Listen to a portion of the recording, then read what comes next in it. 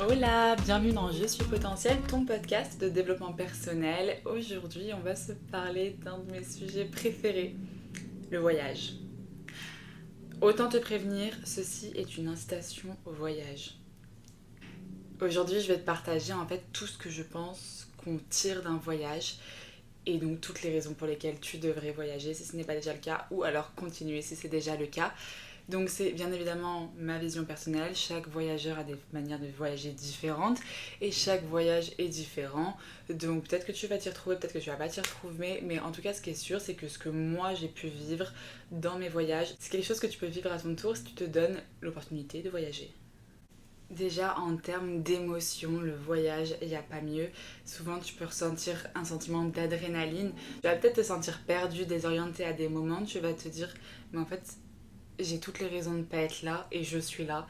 Et c'est ce genre de sentiment que je trouve juste incroyable, c'est de se dire qu'en fait, si t'avais pris une autre décision, si t'avais pas tout fait pour être là aujourd'hui, tu pourrais être ailleurs et ne pas vivre tout ce que t'es en train de vivre, ne pas voir tout ce que t'es en train de voir. Donc vraiment, il y a aussi tout ce qui est émerveillement, c'est tellement parfait le voyage pour ça.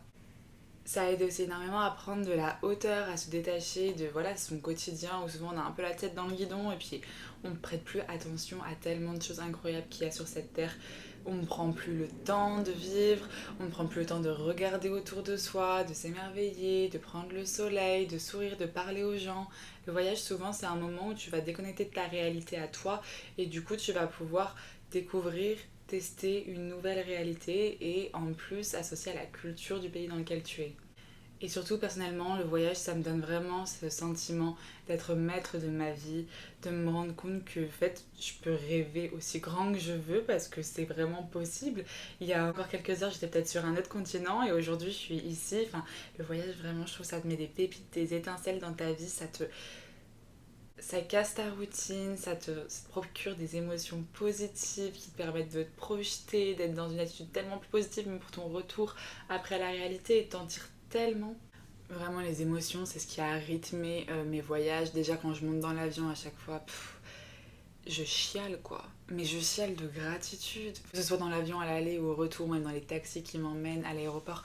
À chaque fois, je suis en mode, mais waouh, qu'est-ce que je viens de vivre? Ou genre, mais waouh, c'est quoi ce qui se passe? Là, je suis vraiment dans l'avion pour aller à cet endroit. Des fois, ça a été des larmes de tristesse, mais 80% du temps, c'est des larmes de gratitude, des larmes de bonheur. Franchement, pleurer de joie, il n'y a rien de plus beau.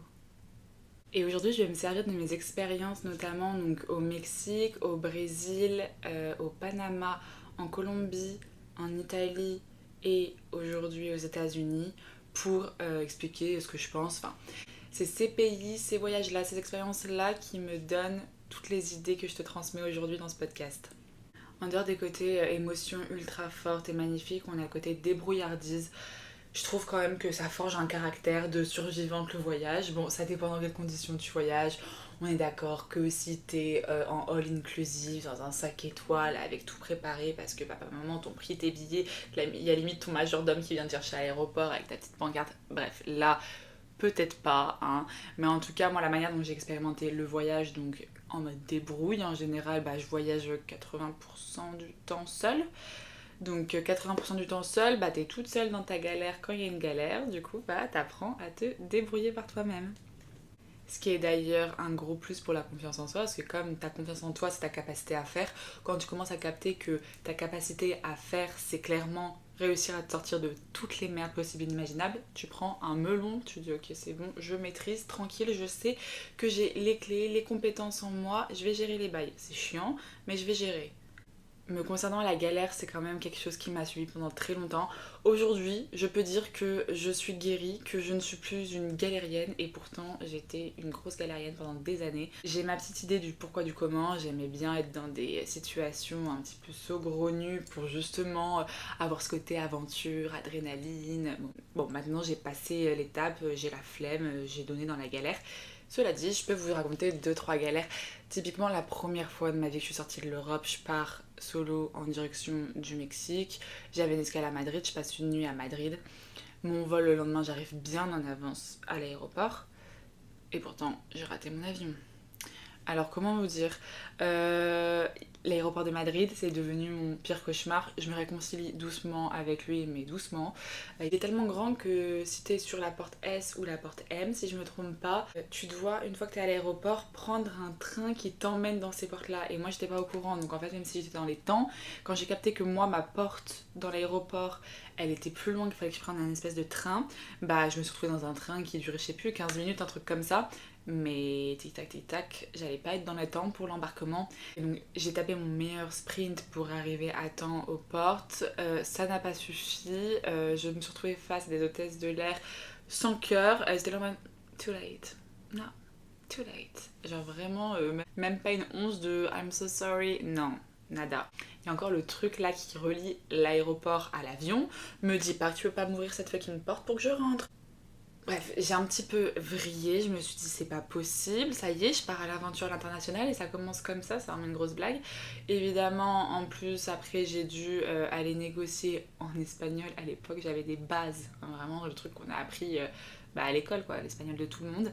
J'ai dû aller négocier pour voir comment on pouvait me mettre sur un autre vol. J'ai également appris que ma valise avait été envoyée au Mexique. Donc à ce moment-là, j'avais ma valise en train de traverser l'Atlantique pendant que moi j'étais tranquillement bloquée à Madrid. Pour ceux qui me suivent sur Instagram depuis un moment, j'avais tout documenté parce que ça avait été les heures les plus longues de ma vie et vous étiez là, je me souviens, c'était une vraie télé-réalité en train de me soutenir, genre est-ce que je vais avoir un vol pour aller au Mexique? C'était soit le soir même, j'avais la chance que quelqu'un rate aussi son vol, enfin ne se présente pas du moins à son vol et du coup je prenais sa place. Du coup en soi j'avais juste 12 heures d'attente dans l'aéroport et voilà j'allais arriver au Mexique quoi qu'il en soit. Ou alors c'était genre dans 2-3 jours qu'il y avait un autre vol. Évidemment je devais payer un supplément de 200 € quoi qu'il en soit. Donc ça a été vraiment des heures très très longues et au final j'ai eu la chance d'avoir une place dans mon vol pour le Mexique. C'était quelque chose. Vraiment quand ils m'ont dit Hola señora Martin, buen viaje, j'étais en mode... Vraiment j'avais la larme à l'œil, trop d'émotions comme début d'aventure. Donc ça c'était la première fois que je suis allée au Mexique, donc il y a genre 2 ans et demi.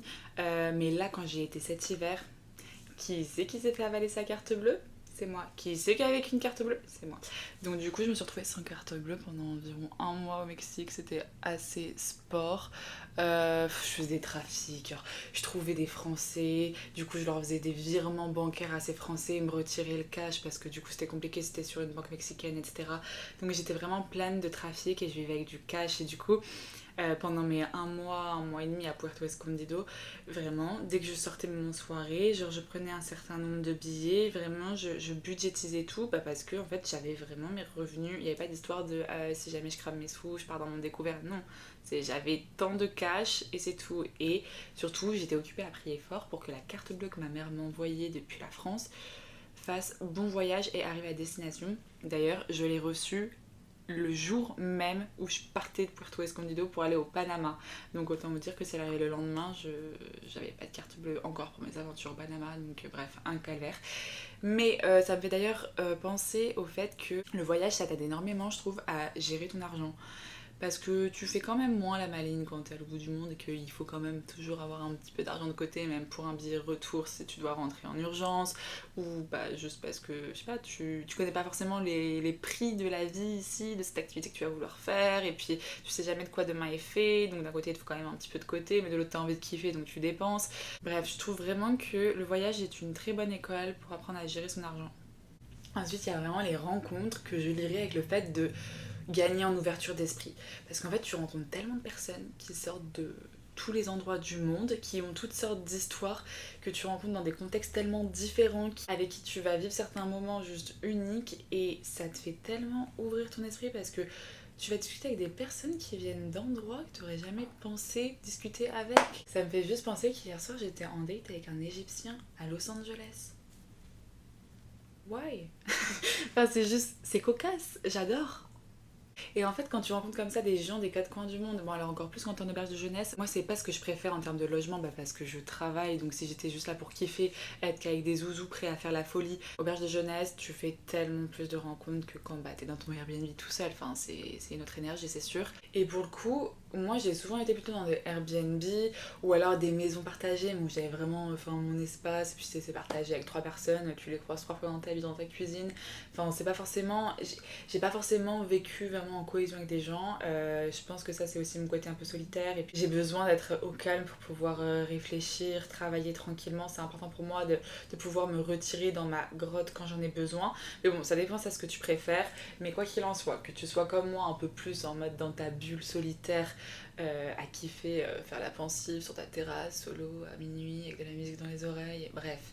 Peu importe ce que tu aimes, les rencontres, ça rythmera toujours tes voyages. Parce que même quand je suis partie, là, il y a un an, Mexique, Panama, Colombie, etc., même si je suis pas du tout partie pour les rencontres, genre moi, mes objectifs, c'était vraiment de passer du temps avec moi, me ressourcer, vivre à mon propre rythme, me concentrer sur ma formation de coach, me concentrer sur le lancement de mon entreprise. Donc j'étais vraiment tournée autour de moi, mon introspection, expérience avec moi-même, etc. Mais bon, bien sûr, j'ai rencontré des gens parce que je suis un être social et très sociable en plus et que j'adore rencontrer des gens, mais c'était pas du tout ma priorité et pourtant j'ai rencontré des gens. Alors imagine-toi quand tu pars pour rencontrer des gens et là c'est folie. Je dirais ouverture d'esprit parce que par exemple je pense à Manuel que j'ai rencontré à Bacalar, donc au Mexique, quand j'ai débarqué au Mexique il y a tout pile un an. Bah typiquement c'était une personne ultra touchante dans le sens où il faisait très enfantin de son visage, de sa personnalité, toujours en train de rigoler, mais il avait un problème avec l'alcool. Puis j'ai aussi appris qu'en fait il était père d'une petite fille mais qui vivait super loin et qu'il avait plus le droit de la voir parce que c'était mal passé avec sa mère. Bon, je connaissais pas tous les détails de sa vie, mais il était tellement reconnaissant d'être embauché par les Français qui tenaient l'endroit où je logeais à ce moment-là. Il était tellement reconnaissant d'être là, d'avoir un travail où il était cuisinier, il faisait des bons petits plats sains, végétariens, il rencontrait des gens. En tout cas, il dégageait vraiment des belles énergies et beaucoup de bienveillance et il avait une histoire assez compliquée. J'ai rencontré mon amie Paola au Panama, elle est colombienne, elle vivait au Panama là d'ailleurs, elle quitte le Panama cette semaine, c'est dingue. Quand je l'ai rencontrée, elle me disait je sens qu'il y a quelque chose d'autre qui m'appelle, je sens qu'il faut que je bouge, je sens que j'ai besoin de voir autre chose. Et en plus elle me rencontre à ce moment-là, moi la nana qui voyage en travaillant, qui a la bougeotte, elle était en mode Et là, elle vient d'avoir 30 ans, elle a fait son premier voyage, je vous raconte sa vie au passage, hein. Elle a fait son premier voyage du coup en solo, elle est partie en Inde et du coup elle est en mode c'est bon, one life, je me casse de Panama City, j'ai assez passé de temps dans cette ville, c'était merveilleux mais maintenant j'ai besoin de voir autre chose. Du coup là cette semaine elle fait ses paquets, elle quitte Panama City. J'ai trop hâte de la recroiser dans d'autres pays, mais voilà, Paola clairement, j'ai vécu quoi, un mois et demi au Panama. Et du coup, c'était mon amie là-bas, je l'ai rencontrée là où je logeais d'ailleurs dans une auberge de jeunesse. Et je l'ai rencontrée parce qu'il y avait beaucoup de soirées. Du coup, les locaux venaient faire la fête sur le rooftop de l'endroit où je logeais. Et cette fille, mais gros coup de cœur. Genre, on a tellement pas grandi de la même manière, on a tellement pas la même culture et pourtant, bah, on s'entend tellement bien. Ce qui est aussi marrant, c'est d'un peu confirmer ou déconfirmer les clichés. Par exemple, oui, les latinos sont des lovers et des beaux parleurs. Mais c'est hilarant parce que du coup, je connaissais le cliché et du coup, quand je rencontre des latinos, je les entends qui te sortent le violon, mi amor, mi vida. Oui, oui, bien sûr, c'est moi. Enfin, c'est vraiment drôle. D'autant plus qu'avec ma personnalité où je suis vraiment à l'opposé, genre moi quand je dis un truc je le pense vraiment, je réfléchis à 2 fois avant de faire des déclats ou quoi que ce soit, c'est vraiment sincère. Alors là, en fait ça représente même la culture latino en règle générale. Quand tu vas dans ces pays d'Amérique centrale et surtout du sud, tu vas au restaurant et quand on te sert, et ben elle te dit gracias mi vida, donc merci ma vie. Genre la serveuse va t'appeler mi vida. Donc c'est pour ça que c'est quand même bon à connaître un peu les codes parce que je pense que t'es une petite européenne, tu débarques en Amérique latine, tu peux te dire oh, ça y est, il m'aime. Non, non, pas du tout. Genre, il est juste gentil comme il est gentil avec tout le monde parce que c'est une culture où ils ont le cœur sur la main, ils sont très expressifs et puis ils aiment bien en faire des caisses. Puis il y a quand même des rencontres qui sont cocasses. Je suis en train de penser à Sofia, d'ailleurs, si tu passes par là. C'est ma copine mexicaine. Elle parle un peu français parce qu'elle a étudié dans un lycée français. C'est ça, je crois que c'était son lycée qui était en France. Elle est venue 2-3 ans en France quand elle était au lycée. Et Sofia, je l'ai rencontrée dans ma cuisine. Genre, un matin, je me suis levée, puis il y avait une fille dans ma cuisine. Et c'était une maison, on était en coloc, certes. Mais bon, voilà, comme j'ai dit avant, voilà, mes 3 colocs, je les croisais de temps à autre, mais je les connaissais à peine. Et voilà. Et en fait, elle, c'était à l'époque la petite copine d'un de mes colocs. Du coup, j'avais une inconnue dans la cuisine, du coup on a commencé à parler, de là on est devenus amis. Il y a aussi Hamza que j'ai rencontré quand j'étais au Maroc avec ma pote Marie. En fait, on sortait de soirée, on voulait aller à une autre soirée et lui, il tenait un kiosque et j'avais soif, j'étais déshydratée. Du coup je dis à ma pote, vas-y viens on va chercher un truc à boire au kiosque et tout machin. Et en fait on commence à discuter avec Hamza et je sais pas à quel moment il commence à me dire ouais mais moi je sais où est-ce qu'il se produit l'artiste, il y a l'artiste qui est en ville en ce moment, donc l'artiste Babe pour ceux qui ont la référence, donc un rappeur de la génération des gens qui sont nés en 1990, 80, ouais de 1990 à 2000, je pense qu'après 2000 je pense pas qu'il soit connu. Enfin bref, du coup il nous dit oui venez je sais où il est l'artiste. Là je me dis bon est-ce que c'est un mytho qui essaie de nous impressionner parce qu'il était chou quoi.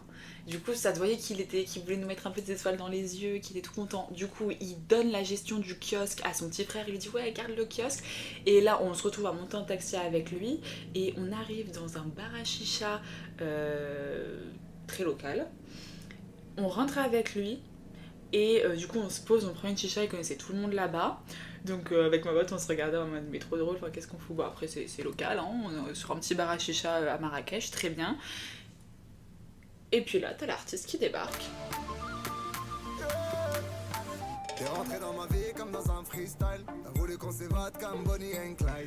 On a eu genre un concert privé pendant je dirais 30 minutes, on montait sur les chaises, on était comme ça, put your hands up, la petite chicha sur le côté, enfin bref on s'est éclaté, c'était vraiment cool et vraiment inattendu. Donc du coup ça c'était pour faire le lien avec, ouais en fait ça c'est les aventures qui t'arrivent quand tu connectes avec des personnes, quand en fait t'es ouvert à la discussion, quand t'es ouvert à l'aventure. Après c'est toujours la question de la sécurité, parce qu'on pourrait se dire ouais attends vous avez suivi un mec que vous connaissiez pas et tout, mais bon moi c'est pour ça que je travaille énormément, si on peut dire travailler son instinct, parce que c'est plutôt je me reconnecte de ouf à moi, j'essaie vraiment d'être à l'écoute de ce que je ressens, parce que c'est mon instinct en fait qui dicte ma vie, c'est mon instinct qui décide d'aller parler à cette personne, c'est mon instinct qui décide de faire confiance à cette personne, c'est mon instinct qui décide de me casser à ce moment là parce que je sens que je suis en danger, ce qui m'est arrivé exactement il y a 3 jours à Venice Beach, donc à Los Angeles, quand j'étais donc dans une boutique de bijoux et que bon je vais la faire très courte, mais j'ai clairement senti que le mec il m'emmenait de plus en plus au fond de la boutique de bijoux et c'était une boutique qui avait l'air abandonnée, je m'en suis pas rendu compte au début et après ça allait très vite dans ma tête, je me suis dit mais en fait là en l'espace de 2 minutes il sait d'où je viens, il connaît mon âge, il fait genre il veut me donner un bracelet tout ça parce qu'on a échangé 2 mots, je veux bien avoir une bonne étoile mais c'est quand même bizarre et puis en vrai je m'en fous d'avoir un bracelet avec un coquillage dessus, là je sens que ça pue, donc du coup j'ai décidé de partir et quand je suis partie, quand j'ai dit non c'est bon ciao, il m'a reparlé à nouveau de mon collier pour me dire c'est bien un porte-bonheur que t'as là. C'est pas une phrase menaçante ça? Bref, on arrête les stories flippantes. C'est pour te dire que vraiment être connecté à ton instinct quand tu voyages, je pense que c'est vraiment utile parce que tu peux faire toutes sortes de rencontres. Donc se faire confiance quand tu sens pas un truc, quand t'as peur, quand ça pue, tu te casses. Et ça se trouve, je sais pas, j'aurais dû mourir 7 fois depuis que j'ai commencé à voyager, mais que du coup, comme je réfléchis à 2 fois, je dépends jamais de personne quand j'y pense. Enfin, voilà, toujours avoir de l'argent pour pouvoir partir en taxi si besoin, pas devoir rentrer en voiture avec quelqu'un qui peut-être aurait bu de l'alcool, etc. Enfin bref, c'est des trucs de sécurité tout con, mais qui peuvent te sauver la vie. Et ça, je pense que c'est encore plus important quand t'es à l'étranger, de sentir que tu peux te sécuriser par toi-même. Si je reste dans les rencontres, j'ai aussi une rencontre assez marrante que j'ai faite du coup à Tulum. Et en fait, cette fille, j'ai capté que je l'avais vue à mon étape juste avant à Bacalar. Je l'avais vue dans un bar et on s'était vu, mais on s'était pas parlé. Et en fait, quand j'arrive à Tulum, je vois qu'elle a le même genre de sac à dos de galérienne que moi qui vient de Decathlon. Et là, je me dis, peut-être que c'est une Française. Donc, comme je connaissais personne, j'avais 2 nuits à Tulum. Je me dis, bon, allez hop, je vais lui parler. Du coup, je lui dis, hey, est-ce que tu serais pas française avec ce petit sac à dos Decathlon? Et en fait, elle était belge, donc très bien, on papote. Et là, on se rend compte d'un truc super drôle, c'est que quand on était à Bacalar, on a toutes les deux daté le même mec. Et que le soir même à Tulum, ce mec m'avait dit, ouais, je suis à Tulum, donc on pourra se rejoindre avec des potes, sortir. Et que elle aussi, de toute façon, c'est la même bande de potes. Bref, de toute façon, quand tu commences à te faire des potes en voyage, souvent, tu te les retrouves un peu à droite à gauche. Juste trop drôle de se rendre compte qu'on a daté le même mec et de là on est devenus trop copines. D'ailleurs le soir même on est sortis, le mec on le calculait pas du tout, on s'en foutait, lui il devait halluciner à se dire mais attends je comprends pas, pourquoi elles sont meilleures copines, elles me calculent pas. Bref, trop drôle. Et d'ailleurs cette fille, elle s'appelle Mélanie, d'ailleurs Mélanie si tu passes par là, des bisous et quand tu veux on se refait un petit voyage. Elle m'a rejoint ensuite au Panama pour aller dans des îles, donc voilà je l'ai retrouvée genre 4 mois plus tard, enfin trop drôle, et je sais très bien que je la reverrai un jour dans ma vie ou je ne sais pas, mais voilà, ce genre de rencontre. On a Tess aussi. Tess, c'est une américaine. En gros, il y a 2 ans et demi, quand je suis allée au Mexique pour la première fois, j'ai rencontré un portugais. C'était mon petit copain, on va dire des vacances, plus prolongation, mais prolongation courte. Enfin bref, on n'est pas là pour ma vie sentimentale. Et si tu veux, je l'avais accompagné dans un événement où il y avait des tatoueurs. Et du coup, il se faisait faire un tatouage. Et je sais pas, il y avait du coup une de ses potes. Et m'avait dit qu'il avait déjà eu un date avec cette fille, qu'il s'était rendu compte que bah voilà, ils étaient juste plutôt faits pour être potes. Du coup, ok, très bien, je rencontre cette fille. Donc on papote, on s'entend bien, et on reste en contact sur Instagram, mais on se parle pas plus que ça. Et en fait, quand je retourne au Mexique, donc 1 an et demi après l'avoir rencontré avec mon crush de l'époque, je vois qu'elle met une story où elle est à Mexico City, pile quand je suis à Mexico City moi aussi. Du coup, je lui envoie un message et là, on se rend compte qu'on est voisines. Mexico City, c'est énorme. Genre vraiment, c'est une ville, elle est énorme. Je crois qu'il faut 3 heures en gros pour traverser la ville. On est voisines. C'est quoi cette coïncidence? Du coup, en janvier, quand j'étais à Mexico City, on allait faire les marchés ensemble, on se baladait. Enfin, on a fait plein de trucs trop cool ensemble. J'aurais jamais pensé la revoir. Bah, des histoires et des rencontres, tu te doutes, j'en ai plein à raconter. Bon, il y en a qui sont un peu plus de l'ordre privé, mais bon, mais je me retiens, j'aurais limite envie de tout vous raconter tellement c'est fun. Ça, je pense que ce sera plutôt pour dans mon livre, oui, parce que c'est un de mes projets de vie, hein. Écrire un livre avec toutes les péripéties que j'ai vécues. Il y aura du croustillant, croyez-moi. Pour conclure le chapitre sur les rencontres, alors oui, c'est souvent des rencontres qui vont être éphémères, mais des fois, c'est des gens que tu pensais pas revoir et que tu vas revoir. Evan, encore un américain que j'ai rencontré à Mexico City en janvier. Je l'ai vu à Paris en novembre, ce mois de novembre-là, là et là, bah, ce mois-ci, puisqu'on est encore en novembre. Donc j'ai croisé Evan, enfin j'ai croisé, on s'est organisé quand même. J'ai croisé cet américain que j'avais rencontré en janvier à Mexico City. On adore. Donc encore une fois, oui, c'est des rencontres éphémères, mais tu peux toujours recroiser les gens. Ça se trouve, c'est des gens avec qui tu feras un bout de chemin à des moments dans ta vie, des gens que tu retrouveras ou des gens que tu reverras plus jamais. Mais ce qui est sûr, c'est que comme c'est des personnes uniques, tu vis des moments uniques avec ces personnes et ça n'a pas de prix. Ma vision du voyage, c'est des péripéties, des découvertes, de l'émerveillement, et ça, tu le vis quand tu oses, quand tu te lances, quand tu vas vers ce que tu as envie de faire et quand tu suis ton instinct. Des découvertes et des émerveillements, mais il y en a tellement. Je dirais le moment où j'ai été le plus émerveillée, c'est quand je suis montée au Corcovado au Brésil, novembre 2021.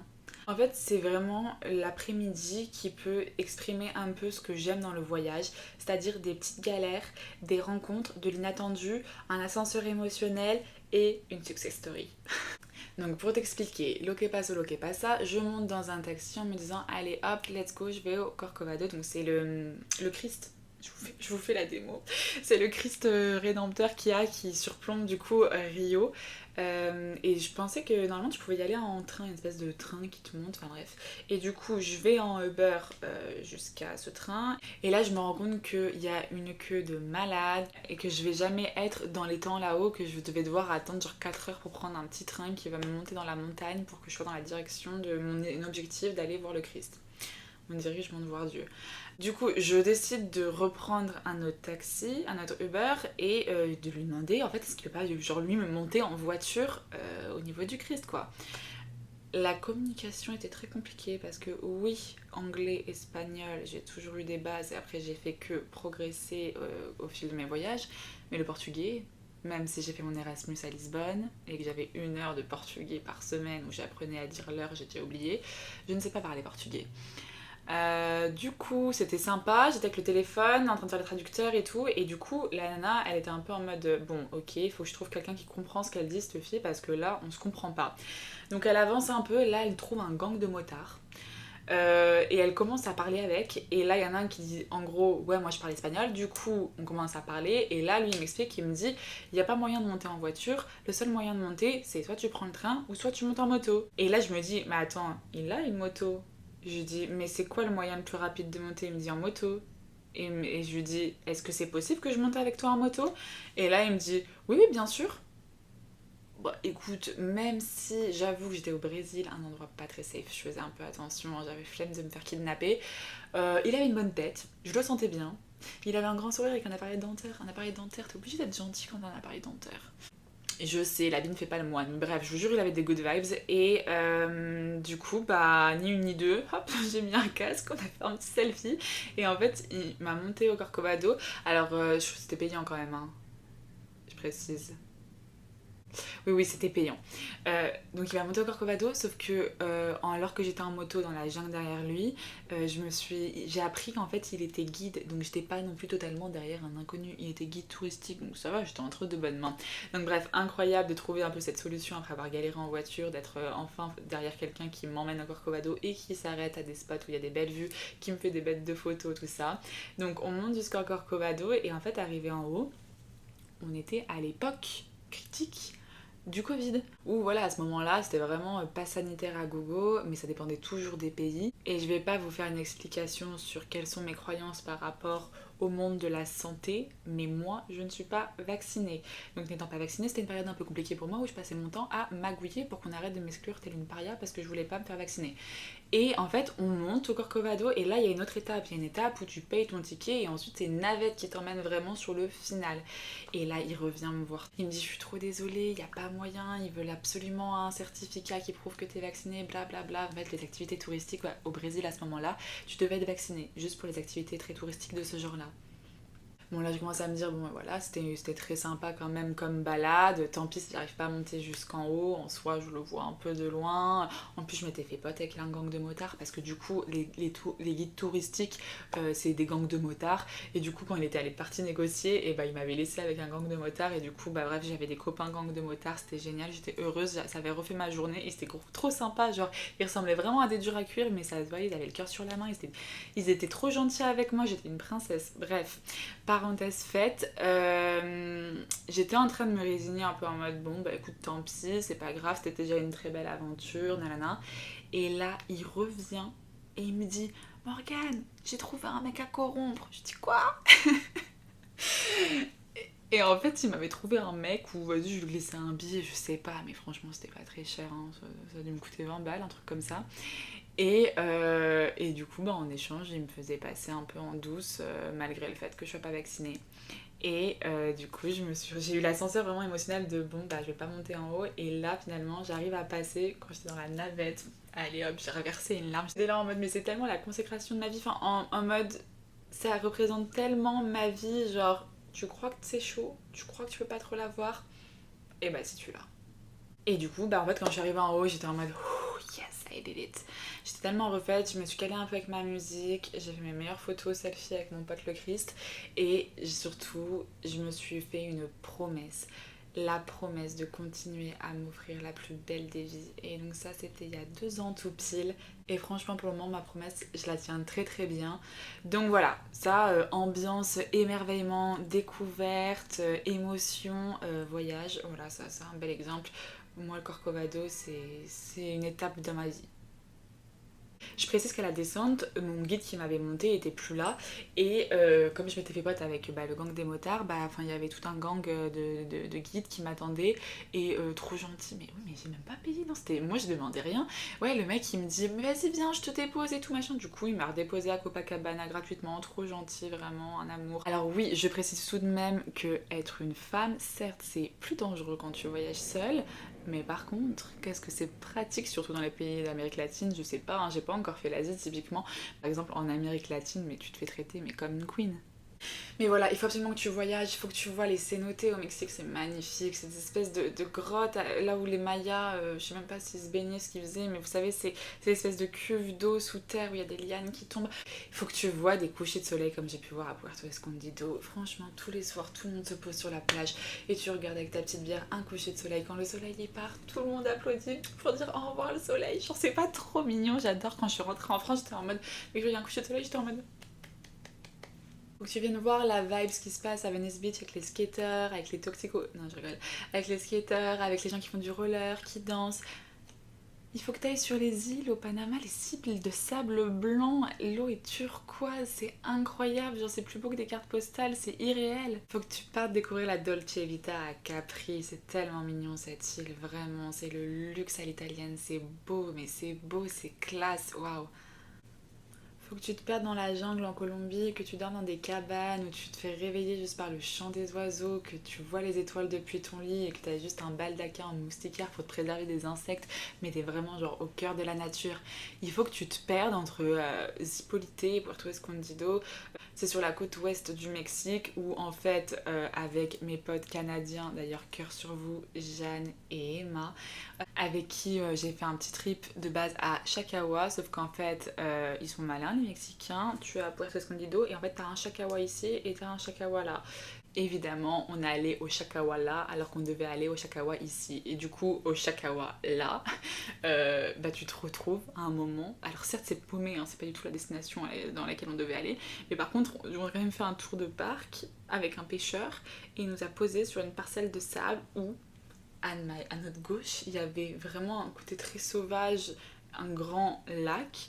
Et à notre droite, il y avait l'océan Pacifique. Et t'es sur une parcelle de sable, et t'es au milieu de ces deux points d'eau. Enfin, c'est irréel. Il y a tellement d'endroits irréels, des découvertes à faire. T'as tellement moyen de t'en mettre plein les yeux. Et je sais que la France, c'est magnifique, hein. Et moi, je m'en rends de plus en plus compte depuis que je voyage. J'aime encore plus la France. Je me dis, on est quand même dans un pays incroyable. Mais c'est pas pareil. C'est différent. Selon moi, c'est pas mieux, c'est pas moins bien, c'est différent. Et ce monde, il est tellement différent, il est tellement peuplé de personnes, de paysages, de cultures, de tout, tellement de choses différentes. Comment c'est possible de pas aller voir ce qui se passe ailleurs? Voyager seul égale gros point positif pour l'introspection. Ma passion, être à l'écoute de soi, vivre à son rythme, vraiment s'observer. Et en fait, ce qui est intéressant, c'est que comme tu es dans un environnement différent, souvent chez toi, tu vas peut-être être en pilote automatique, tu as l'habitude de faire les choses, tu les fais machinalement, blablabla, tu es un robot. Là, au moins, ça te donne l'occasion. Tu peux pas être un robot parce que tu sais pas, t'es pas programmé pour cet environnement-là. Donc t'es obligé d'être un peu dans conscience sur le monde qui t'entoure, même pour ta sécurité, enfin pour tout, enfin pour l'organisation. Tu dois être alerte. Et comme tu n'as personne à prendre en compte parce que t'es avec machin qui veut faire ça et machine qui veut faire ça, et puis là c'est l'heure de la sieste de truc, et là. Bref, t'as que toi. Du coup, tu dois juste te poser sur toi. Qu'est-ce que j'ai envie de faire moi là, tout de suite, maintenant? Et rien que cette question-là, on se la pose pas assez. Dans notre vie de tous les jours, je trouve qu'on se la pose pas assez. On se laisse influencer par Pierre, Paul, Jacques. Là, vraiment, quand tu voyages seul, tu vis à ton rythme. Évidemment, comme t'as grave des moments seuls, même si tu sociabilises avec des gens, t'as des moments seuls, du coup tu pars vite en date avec toi-même, tu vas te caler avec ta petite musique, ton petit verre de vin, en train de regarder ton petit coucher de soleil depuis ta terrasse ou sur la plage, enfin bref, tu peux multiplier les moments de qualité seul. La meilleure chose que j'ai faite, c'est avoir commencé un carnet, un journal. Autant je vous en parle des fois pour le côté pro, le journaling, où tu écris tes objectifs, etc., tes gratitudes, où là vraiment c'est pour ton développement personnel et aussi professionnel, parce que du coup tu vas vers tes objectifs, c'est dans une dynamique d'évolution, blablabla. Mais aussi avoir un journal où tu écris juste ta vie, ce qui se passe. Ouais, en fait le fameux journal intime. Mais sa meilleure décision ever. Que tu le relises, que tu le relises pas, que ce soit pour tes enfants dans 50 ans ou juste pour le jour où tu feras un film de ta vie, ouais, c'est aussi dans mes plans. Dans tous les cas, ces moments où tu te poses avec toi-même et juste tu poses par écrit ce que tu viens de vivre, ce que tu ressens. Et là, tu retransmets toutes les énergies qui sont autour de toi sur ce bout de papier. Ça devient tellement précieux après ce carnet, ça devient... En fait, tu te crées ton propre bijou. Je t'en avais déjà parlé dans un précédent podcast, mais tes cellules ne se développent pas de la même manière selon l'environnement dans lequel tu te trouves. Ça a été prouvé scientifiquement. Hop, hop, hop, ils ont regardé à la loupe, là, au microscope, tout ça, les scientifiques, je les laisse faire leur job. Moi, je te dis juste que le résultat, c'est que toi qui es fait de cellules, tu ne vas pas te développer de la même manière selon dans quel environnement tu te trouves. Donc, imagine le nombre d'environnements différents qu'il y a sur cette Terre. Donc, imagine le nombre de versions de toi qu'il y a potentiellement sur cette Terre. Est-ce que ça, c'est pas juste une putain de bonne raison pour partir à l'aventure, pour aller voir un peu du pays? Parce que voir du pays, c'est voir du toi aussi. Tu n'es pas la même personne. Ça me fait penser à Chloé qui m'a envoyé un message pour me dire que depuis que j'étais à Los Angeles, je rayonnais et que ça se voyait que j'étais dans une autre vibe. Si tu passes par là, je te fais des bisous. Oui, c'est vrai. Je ne suis pas la même personne selon où je suis. Là, actuellement, je me sens très très épanouie. Et là, je sais très bien que si j'étais en France, où je loge en ce moment en période de transition dans ma vie, je ne serais pas dans cette dynamique-là. Je le sais très bien de par les nouvelles que j'ai de ma famille, je sais un peu à distance ce qui se passe, ce qui se trame, quelles sont les énergies qu'il y a là-bas. Croyez-moi que là, ici, je me sens tellement mieux. Et là, je te parle de trucs conscients, oui, je me sens mieux là, ici, j'ai moins de problèmes, blablabla. Mais en dehors de ça, rien que les répercussions qu'il y a sur ton développement, sur ta personne, elles sont totalement différentes. Puis voyager seul, c'est aussi vraiment l'occasion de dépasser ses peurs, de se challenger. Alors je mets un point d'honneur sur la sécurité, hein. La vie est beaucoup trop belle pour qu'elle soit écourtée bêtement. Mais il y a certaines choses que tu peux faire et qui sont porteuses d'adrénaline. Partir en voyage seul, c'est aussi une grosse sortie de zone de confort. On est vraiment en terrain inconnu et en fait tu laisses l'espace à l'univers, à Dieu, enfin peu importe tes croyances, tu laisses l'espace à ces petites choses qui doivent venir dans ta vie, ces petites personnes qui doivent venir dans ta vie pour changer le cours de ton existence. Tu laisses beaucoup plus de place à ce qui t'est destiné en fait. Donc tu débarques par exemple à un endroit où t'es solo, bah au bout d'un moment c'est bien beau de faire de la méditation et de regarder les vagues, mais tu vas vouloir connecter avec des gens pour pas te sentir trop seul, etc. Et là, vers quelle personne tu vas te tourner? Vers qui tu vas être attiré? À quoi tu vas dire oui? À quelle activité tu vas dire oui? En fait, tu es dans un environnement où tu dois prendre des décisions, tu dois être dans l'action, tu es seul maître de ton destin, tu dois faire des choix, ne serait-ce que, ok, où est-ce que je vais manger ce soir? Est-ce que je fais des courses? Est-ce que j'y vais en taxi? Ou est-ce que j'y vais en vélo? Bref, tu n'es pas en train de prendre le métro pour rejoindre ta pote que tu rejoins tous les samedis au même endroit à la même heure. Tu ne vas pas faire tes courses au petit carrefour en bas de chez toi. Là, tu dois te poser sur des nouvelles décisions, des nouveaux choix qui vont obligatoirement amener des nouvelles expériences de vie et des nouvelles rencontres. Et c'est à ce moment précis que l'univers ou quelqu'un d'autre, peu importe tes croyances, met sur ton chemin cette personne, met sur ton chemin cette opportunité. Quand j'étais à Ibiza, là j'étais encore beaucoup plus jeune, c'était en 2018. Putain, ça me rajeunit pas tout ça. J'étais encore avec ma Marie, avec qui j'étais d'ailleurs à Marrakech. Et là, cette fois, on avait fini en after dans la villa d'un prince. En fait, on connaissait un gars qui avait habité à Ibiza et du coup, il était pote avec ce prince, et ce prince, enfin, il est fils de princesse du Moyen-Orient, donc quand t'es fils d'une princesse du Moyen-Orient, t'es prince. Ouais, bref. Et du coup, donc son majordome nous récupère à la sortie de la boîte et on monte donc sur les hauteurs d'Ibiza dans une villa incroyable. Et évidemment, mes fidèles amis, les deux s'endorment. Donc je me retrouve en tête à tête avec ce mec que je ne connais pas. Bon, j'adore faire des rencontres, mais bon, ça devait pas se passer comme ça l'after. Bref. Et bon, il essaye de me draguer, je lui mets un stop, je vous passe les détails. Mais de là, on en vient à un moment de psychologie. Évidemment, on commence à discuter, j'essaie de comprendre un peu mieux quelle est son histoire, qu'est-ce qui fait qu'il a tel ou tel type de comportement. Bref, on commence vraiment à parler lui et moi, et je vais pas dire que j'ai changé sa vie, mais je suis persuadée que si j'ai été mise sur son chemin, c'est pour une bonne raison. Il avait vraiment besoin de parler à ce moment-là, et j'ai été heureuse d'apporter mon oreille attentive et de pouvoir peut-être l'aider à prendre de la hauteur, etc. Bref, on a eu une discussion assez profonde. Mais bon, à quel moment je devais me retrouver en after chez ce prince et faire une thérapie à 5h du mat'? Voilà, bref, je suis persuadée qu'on te mettra toujours sur ton chemin si tu es ouverte et tu laisses les possibilités des personnes, des opportunités, des moments que tu as besoin de vivre pour évoluer. Je viens d'allumer la lumière, je sais pas du tout si ça marche, parce qu'en fait il fait nuit super tôt à Los Angeles, en novembre du moins, vraiment à partir de 16h30, le soleil se couche, 5h il fait nuit, donc ça laisse pas beaucoup de temps pour vous tourner un podcast qui ne soit pas en pleine nuit quoi. Un autre avantage du voyage, c'est évidemment progresser en langue. Parce que quand tu pars dans des pays qui ne parlent pas ta langue maternelle, automatiquement tu n'as pas le choix de progresser. Et moi c'est vraiment comme ça que je peux aujourd'hui dire que je suis trilingue. Évidemment si la personne parle à 200 km/h avec un accent de fou furieux, je ne pourrais pas comprendre. Mais globalement que ce soit l'anglais ou l'espagnol, je peux tout comprendre et tout exprimer.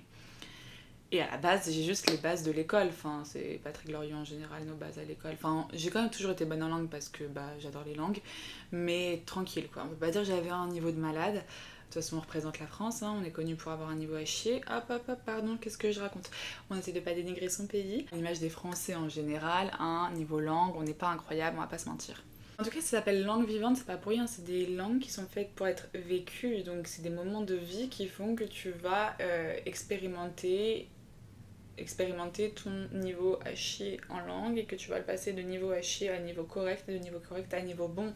Et évidemment, pour ça, je recommande clairement de se faire des amis étrangers, encore mieux dater des étrangers parce que quand t'es en train d'essayer de pécho, même si tu veux faire des sourires et battre des cils, en général t'as envie de te faire comprendre. Et en fait c'est ça, c'est le truc, c'est d'avoir besoin de se faire comprendre parce que même si tu regardes depuis chez toi des films dans cette langue-là, bah si tu comprends pas, au pire tu lis le sous-titre, enfin je sais pas, tu peux comprendre la thématique générale avec les images, alors que quand toi tu veux te faire comprendre, tu veux poser des mots sur ce que tu penses, bah là t'as pas le choix de soit chercher sur internet, soit de retenir le mot que t'as appris la veille et de le ressortir, d'être content de pouvoir mettre un mot sur ce que tu veux dire à ce moment-là.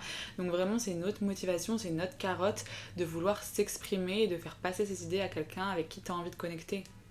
Niveau musique aussi, oh là là, incroyable. Enfin, de la musique, il y en a à travers le monde. Et c'est des rythmes différents, c'est des langues différentes, c'est des styles différents selon le pays. Et du coup, si tu pars du principe que même si tu connectes avec des gens qui viennent du pays dans lequel tu es en train de voyager actuellement, mais eux-mêmes ont voyagé dans d'autres pays et du coup ont des influences musicales autres. Bref, tu peux vraiment choper des influences musicales de tous les quatre coins du monde et ça peut être très très très stylé.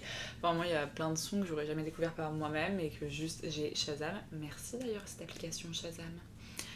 Et qui font aujourd'hui ma bibliothèque musicale qui est tellement précieuse parce que ok, le rythme c'est très très important, surtout quand on aime danser, mais par contre quelque chose qui ne dépend pas que du rythme mais bien des moments de vie, donc des personnes qui t'ont fait découvrir la musique, c'est les souvenirs que tu mets derrière cette chanson. Tu vois, genre cette chanson, quand tu fermes les yeux, tu peux te revoir à cet endroit, à ce moment-là. Oh là là, la nostalgie. Quand je suis rentrée la première fois du Mexique, quand j'ai fait mon retour en France après avoir fait un mois au Mexique et j'étais en dépression, pardon. Vraiment, je me disais, mais qu'est-ce que je fous dans ce pays? Ma vie, elle est là-bas, pas ici. Je me souviens, mais j'écoutais les musiques, mais là, je rentrais de soirée, mais oh la nostalgie, bref. D'ailleurs, vraie question, hein. Peut-être que c'est parce qu'il a dû participer à un truc genre l'Eurovision, ou j'en sais rien à quoi il a participé, mais pourquoi à chaque fois que je suis avec des étrangers, qu'on parle de musique française, on me parle de Stromae? Comme si c'était genre la référence, que tout le monde... Enfin, en mode, oui, on le connaît, mais c'est pas la personne qu'on écoute. Enfin, je trouve pas que ce soit représentatif de ce qu'écoutent en tout cas les jeunes en France aujourd'hui. Et du coup, je trouve ça vraiment hilarant quand des gens me sortent avec un accent en mode You listen Stromae ou des trucs comme ça. Enfin, genre, chaque fois, je me dis, mais pourquoi Stromae quoi?